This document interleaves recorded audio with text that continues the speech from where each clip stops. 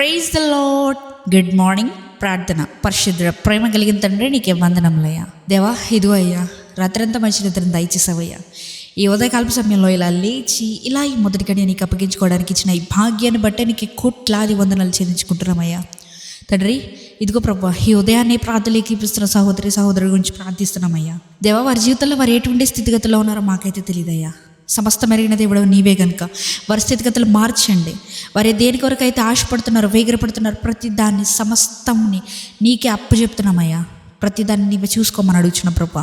దేవా, మేము ఈరోజు చేసే ప్రతి పనిపాట్లో నీవే తోడుగా ఉండమని అడుగుచున్నామయ్యా. ఎటువంటి రకమైన శోధనలు కానీ వేదనలు కానీ మేము గురవ్వకుండా ప్రభా నీ కంచె వేసి మమ్మల్ని కాపాడమని అడుగుచున్నామయ్యా. దేవా, ఎవరెవరైతే ఫైనాన్షియల్ ప్రాబ్లమ్స్ ద్వారా బాధపడుతున్నారో, ఎవరెవరైతే చీకటి శక్తుల ప్రభావాల బంధకాల వల్ల బాధపడుతున్నారు, వారి జీవితంలో అనుకున్నవి జరగట్లేదు, లేదా ఏవేవైతే మంచివి చేయాలని ఆశపడుతున్నారు కానీ అడ్డంకులు, ఆవేదనలు ఇవన్నీ వస్తున్నాయి. ప్రతి ఒక్కరి గురించి ప్రార్థిస్తున్నామయ్యా. ఈ ప్రార్థనలు ఏకీవిస్తున్న వారిలో ఎవరైనా వీటి గురించి బాధపడుతుంటే, ఎవరైనా వీటి గురించి స్ట్రగుల్ అవుతుంటే, ఇప్పుడే నజరేయుడైన యేసుక్రీస్తు నామములో ఈ రోజే ప్రకటిస్తున్నాం, ఈ గడియలోనే ప్రకటిస్తున్నామయ్యా. దేవా, వారికి గొప్ప బ్రేక్ త్రూ విడుదల నీవే అనుగ్రహించమని అడుగుతున్నామయ్యా.